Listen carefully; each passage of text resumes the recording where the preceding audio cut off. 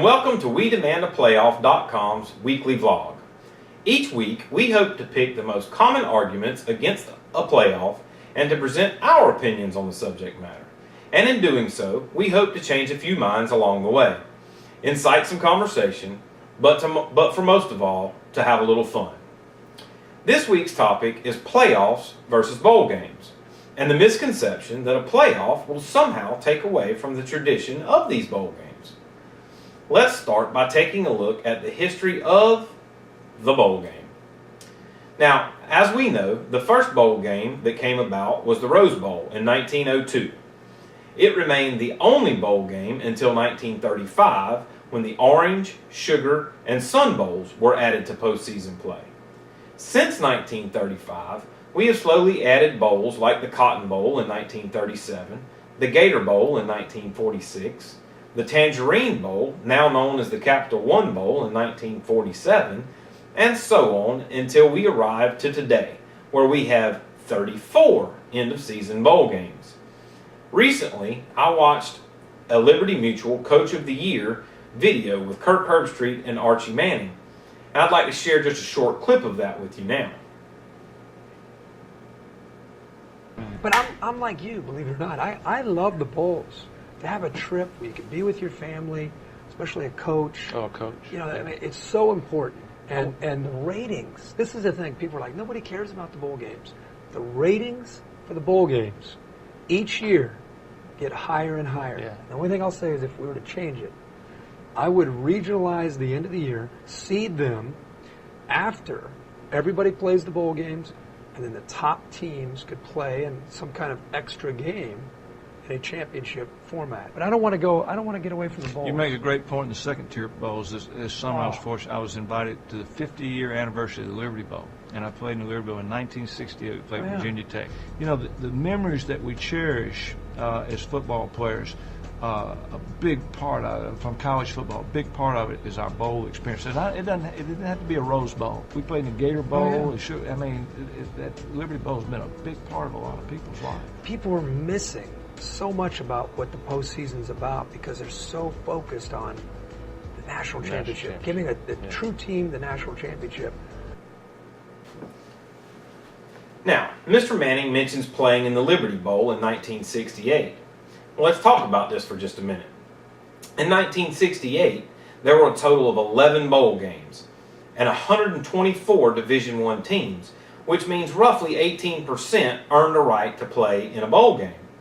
During Kirk's senior season at Ohio State in 1992, there were 18 bowl games and 108 Division I teams, which means about 33% of teams earned a right to play in a bowl game.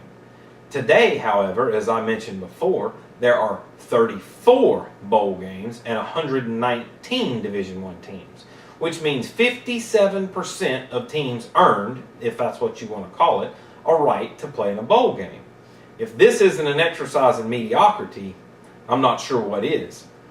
Basically, all a team must do is have a winning season and a pulse to qualify. You see, it used to mean something to play in a bowl game. It was a true honor for your team to be selected to represent your school in one of these wonderful traditions known as a bowl game. But today, with such timeless classics as the San Diego County Credit Union Poinsettia Bowl and the PapaJohns.com Bowl, it's more of a hassle and a huge expenditure for teams to play in these mostly meaningless bowl games. And by huge expenditure, I mean huge expenditure. In 2006, Northern Illinois played in the before-mentioned Poinsettia Bowl, and when it was all said and done with, they reported a $300,000 deficit from having played in the game. Ohio University played in the 2006 GMAC Bowl, its first bowl game since 1968. Reason to celebrate, right? Wrong. They reported a deficit of over $270,000. And how did they recoup these losses?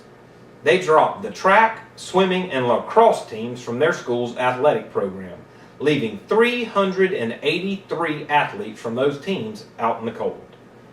Now, the bowl games themselves are largely profitable. It's just not that profitable for the teams playing in them. In fact, almost half of the 68 teams participating in bowl games this past season reported a financial loss. But like I said, the bowl games themselves are largely profitable. In fact, the Sugar Bowl reported a total revenue of $12.9 million in 2006. Sure, they paid out $6 million to the two teams that participated in the game, with the other $11 million of the total $17 million payout for the two teams coming from television contracts.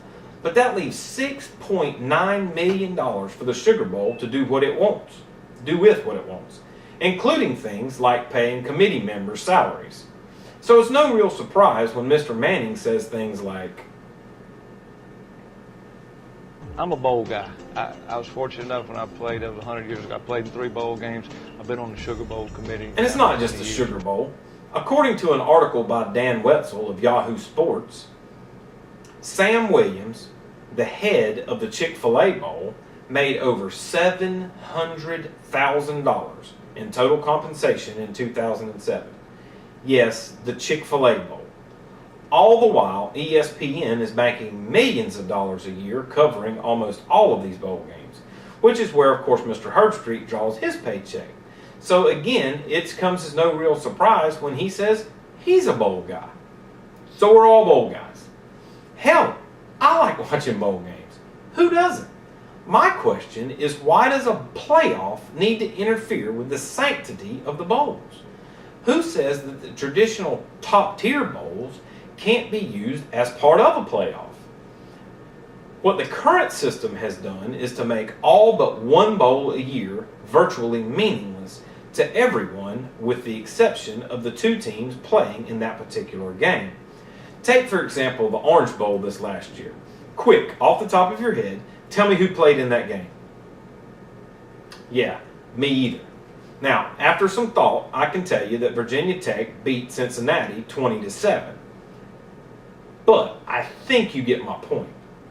Unless you are a fan of Virginia Tech or Cincinnati, that game has zero meaning in the grand scheme of things.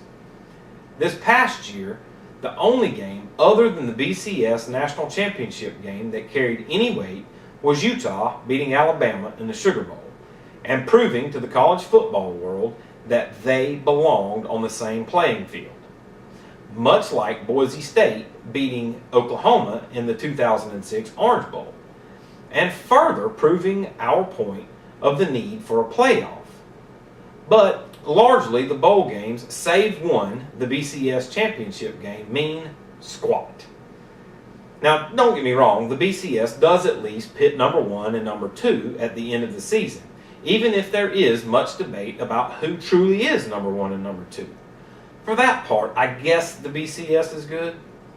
But under a playoff system that incorporates these top-tier bowls, they will all mean something every year. They would all help in deciding once and for all a true national champion. The games and the matchups would be talked about for weeks. Let's think about this for just a second. Under the current setup, starting the day that the BCS Bowls are announced, all the focus goes directly on the two teams playing in the national championship game. And the teams in the 4 other bowls, they become also-rans. And are second mentions on the college sports shows. But the sole focus is on the teams and on 2 teams and 1 game. Under the right playoff system, these bowl games would once again be looked at with true distinction and reverence like they deserve. The truth is, a playoff would not take away from the bowl system. In fact, if it were done right, a playoff system would only enhance the bowls, and inevitably the large revenues that come with it. That should make folks like Mr. Manning and Kirk Herbstreit, both of whom make a good living off of bowl games and college football as a whole, very happy.